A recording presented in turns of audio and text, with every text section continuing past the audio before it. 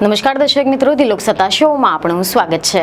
આજે આપણે એક ખૂબ જ મહત્વના વિષય પર વાત કરવા જઈ રહ્યા છે અને આ મહત્વનો વિષય છે હવામાનની પેટર્નમાં બદલાવ। જી હા, જેમ આપણે ઘણા વર્ષોથી જોઈ રહ્યા છે કે દેશ અને દુનિયામાં પર્યાવરણમાં મોટો ફેરફાર જોવા મળી રહ્યો છે અને વરસાદની પેટર્ન પણ બદલાઈ રહી છે। આ વર્ષે મે અને જૂનમાં દેશના અનેક વિસ્તારોમાં ભીષણ ગરમી જોવા મળી હતી અને હવે દેશના અનેક વિસ્તારોમાં મુશળધાર વરસાદ તેમજ પૂરનો કહેર જોવા મળી રહ્યો છે। આ જળવાયુ પરિવર્તનની અસર ખૂબ જ મહત્વની છે। ગ્લોબલ વોર્મિંગથી પર્યાવરણમાં જે ફેરફાર થઈ રહ્યો છે તેના કારણે આજે સૂકા પ્રદેશો પણ જળબંબાકારના નજરે પડી રહ્યા છે। વરસાદની પેટર્ન બદલાવાની અસર કૃષિથી લઈને ડિઝાસ્ટર મેનેજમેન્ટ સુધીના ક્ષેત્રો પર પણ જોવા મળી શકે છે।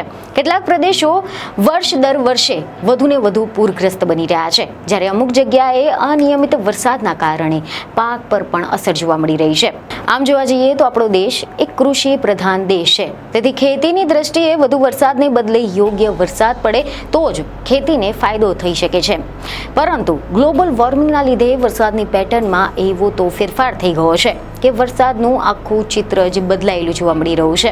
એવું પણ જોવા મળ્યું છે કે વરસાદ જ્યાં પડે છે ત્યાં તો એક ધારો ખાબકે છે, જ્યારે અન્ય ઠેકાણે વરસાદનું ટીપું પણ જોવા નથી મળતું। પૂરતો વરસાદ જ ખેડૂતો માટે ફાયદાકારક હોય છે, પરંતુ અતિ ભારે વરસાદ નુકસાનકારક પણ સાબિત થઈ શકે છે। ભારે વરસાદ થાય તો ખેતીને વ્યાપકપણે નુકસાન થાય છે, તેથી જ કરીને પાક ઉત્પાદન પર પણ તેની અસર થતી હોય છે।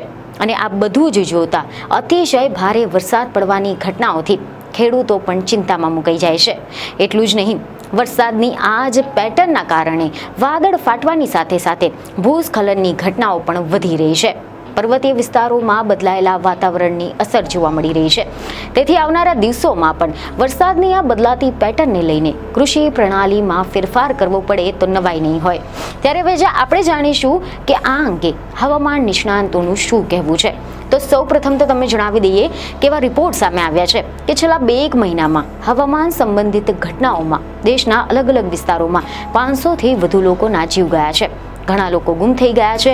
તેવામાં હવામાનમાં થયેલા પરિવર્તનના કારણે જે સર્જાયેલા માર્ગ અકસ્માતો છે તેમાં જીવ ગુમાવેલા લોકોનો પણ સમાવેશ કરવામાં આવે છે। જો કે આ હવામાનમાં થયેલા ફેરફારને હવામાન વૈજ્ઞાનિકો તેમજ હવામાન નિષ્ણાંતો જળવાયુ પરિવર્તન સાથે જોડી રહ્યા છે। વિશ્લેષકોના જણાવ્યા પ્રમાણે હીટવેવ અને ચોમાસાની પેટર્નમાં થતા પરિવર્તનનું કારણ એ પૃથ્વી પર વધતી ગરમી છે। હવામાનની આ જે ઘટનાઓ બની રહી છે આ જળવાયુ પરિવર્તનની સાથે સીધો સંબંધ છે। અહેવાલ એવા સામે આવ્યા છે કે વર્ષ 1950થી લઈને 2015 દરમિયાન મધ્ય ભારતમાં એક દિવસમાં 150 મિલીમીટરથી વધારે વરસાદની ઘટનાઓમાં 75% સુધીનો વધારો થયો છે, જ્યારે શુષ્ક સમયગાળો પણ પહેલાથી જ લાંબો થઈ ગયો છે।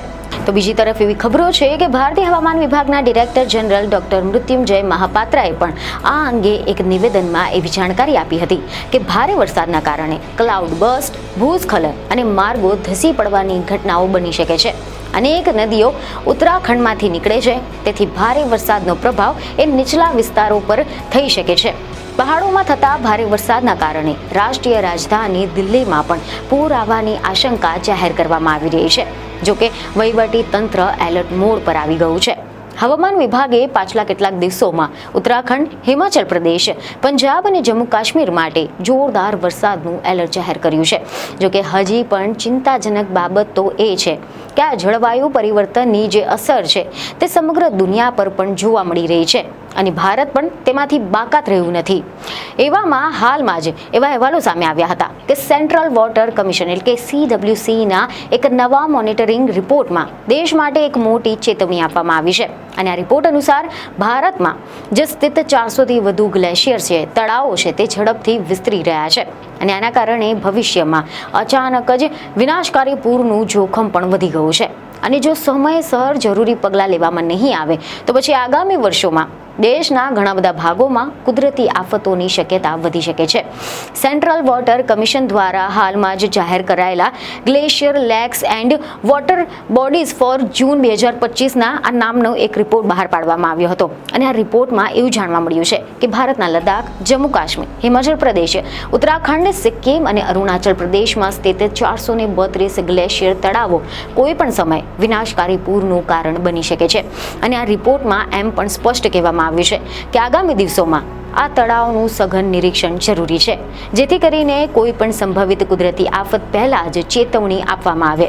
હવે જો આપણે વાત કરીએ કે દેશમાં થયેલા અનેક જગ્યાએ કુદરતી આફતો અને તેના કારણે થયેલા નુકસાનની જો આપણે વિગતવાર વાત કરીએ તેવા સમાચાર સામે આવ્યા છે કે ઉત્તરકાશીના હર્ષિલ અને ધરાલી ગામમાં 5મી ઓગસ્ટે અચાનક જ પૂર આવ્યું હતું. અને આ પૂરમાં કેટલાય લોકોના જીવ ગયા છે, જ્યારે સરકારી આંકડા અનુસાર 67 લોકો ગુમ થયા હતા. અનેક હોટલો, ઘરોની સાથે સૈન્યનો કેમ્પ પણ આ પૂરના પાણીમાં વહી ગયો હતો. પૂરગ્રસ્ત લોકો સુધી હેલિકોપ્ટર મારફતે સામગ્રી પહોંચાડવામાં આવી રહી હતી અને વૈકલ્પિક માર્ગો બનાવીને ગંગોત્રી હાઈવે તાજેતરમાં જ ખોલવામાં આવ્યો છે. તો આની સાથે જ યમુનોત્રી ધામ માર્ગ પર સ્યાના ચટ્ટી ખાતે યમુના નદીમાં 21 ઓગસ્ટે અચાનક સરોવર રચાઈ ગયું હતું અને લગભગ 150 લોકોને સલામત સ્થળોએ મોકલવામાં આવ્યા હતા. અહીંયા પણ નીચાણવાળા વિસ્તારોમાં મકાન તેમજ હોટલોમાં પાણી ભરાઈ ગયું હતું. ચમોલીમાં જે થરાલી તાલુકામાં 23 ઓગસ્ટે વાદળ ફાટવાથી એક વ્યક્તિ ગુમ થઈ ગઈ હતી, જ્યારે એક મહિલા કાટમાળ હેઠળ દબાઈ ગઈ હતી. અનેક દુકાનો તેમજ ઘરોને નુકસાન પણ થયું હતું. મુખ્ય માર્ગો પણ બંધ થઈ ગયા હતા. તો આ સિવાય ચમોલી, રુદ્રપ્રયાગ અને બાગેશ્વર જિલ્લામાં 29 ઓગસ્ટે ભારે વરસાદ તેમજ અચાનક આવેલા પૂરના કારણે અનેક લોકોના જીવ ગયા હતા. તો બીજું નુકસાન પણ થયું છે અને આ પ્રાકૃતિક આપદાઓની અસર એ લોકોના જીવન તેમજ ધંધા રોજગાર પર પણ જોવા મળી હતી. અને આ જ રીતે એવા પણ અહેવાલો સામે આવ્યા છે કે કેન્દ્ર શાસિત જમ્મુ અને કાશ્મીર પ્રદેશ પણ મોસમનો માર વેઠી રહ્યો છે. પાછલા અનેક દિવસોથી જમ્મુ કાશ્મીરના અલગ અલગ વિસ્તારોમાં ક્લાઉડ બર્સ્ટની ઘટનાઓમાં 100થી વધુ લોકોના જીવ ગયા છે. અને આવામાં સૌથી વધુ ઘટનાઓ જમ્મુ ક્ષેત્રમાં બની રહી છે. કિશ્તવાડમાં ચાસોટીમાં ગામમાં વાદળ ફાટવાના કારણે 60થી વધુ લોકોના જીવ ગયા હતા અને અહીંયા હજુ પણ અનેક લોકો લાપતા છે. જમ્મુના કટરામાં ભૂસ્ખલનની ઘટનામાં 35 લોકોના જીવ ગયા હતા અને આ ભૂસ્ખલને પાકને પણ નુકસાન પહોંચાડ્યું છે. માર્ગો તેમજ પુલ પર પણ પાણી વહી રહ્યા હતા, જેના કારણે અનેક વિસ્તારોમાં આવન જાવન પણ ઠપ થઈ ગયું હતું. જમ્મુ અને શ્રીનગર વચ્ચેનો નેશનલ હાઈવે અત્યારે પણ બંધ છે. અહીંયા સમારકામ પૂર્ણ થવામાં 1 મહિનો લાગી શકે છે. આ ઉપરાંત પંજાબના વિવિધ વિસ્તારોમાં પણ હવામાન સંબંધિત ઘટનાઓમાં અત્યાર સુધીમાં ઓછામાં ઓછા 29 લોકોના જીવ ગયા છે, જ્યારે 12 જિલ્લાઓ પૂરગ્રસ્ત છે. કપૂરથલાના લગભગ 16 ગામો પાણીમાં ડૂબેલા છે. પંજાબમાં રાજ્યના આપદા રાહત દળ, આના ઉપરાંત ભારતીય સૈન્ય અને કેન્દ્ર સરકારની એજન્સીઓ પણ રાહત તેમજ બચાવ કાર્યમાં જોડાયેલી છે. જોકે હિમાચલ પ્રદેશમાં 20મી જૂન પછી હવામાન સંબંધિત દુર્ઘટનાઓમાં અત્યાર સુધીમાં 300થી વધુ લોકોના જીવ ગયા છે. જેના આપદા પ્રબંધન વિભાગના જણાવ્યા પ્રમાણે આ કુદરતી આપદાના કારણે 1280થી વધુ ઘરો તેમજ દુકાનો ધ્વસ્ત થઈ ગયા છે અને આપદાના કારણે રાજ્યને મોટું આર્થિક નુકસાન પણ થયું છે. ભૂસ્ખલન, વરસાદ, પૂરના કારણે રાજ્યમાં અનેક માર્ગો તૂટી ગયા છે. 20 જૂનથી સતત પડી રહેલા વરસાદના કારણે રાજ્યમાં ફ્લડની 55, વાદળ ફાટવાની 28 અને ભૂસ્ખલનની 48 ઘટનાઓ બની છે. રાજધાની શિમલામાં ભૂસ્ખલનના કારણે અનેક મકાન બરબાદ થઈ ગયા છે. ઓગસ્ટના છેલ્લા સપ્તાહમાં પણ રાજ્યમાં ભારે વરસાદ જોવા મળ્યો હતો. હિમાચલ પ્રદેશ માટે આ વર્ષે એ હવામાનના સંદર્ભમાં છેલ્લા કેટલાય વર્ષોની સરખામણીએ સૌથી વધુ મુશ્કેલી ભર્યું રહ્યું છે. જોકે નિષ્ણાંતોનું એમ માનવું છે કે આ ભીષણ ગરમી તો પહેલા પણ પડી રહી હતી, પરંતુ ભારે વરસાદ પણ થતો હતો, પરંતુ છેલ્લા કેટલાક વર્ષોમાં તેની તીવ્રતા અને ફ્રીક્વન્સી બંનેમાં વધારો થયો છે.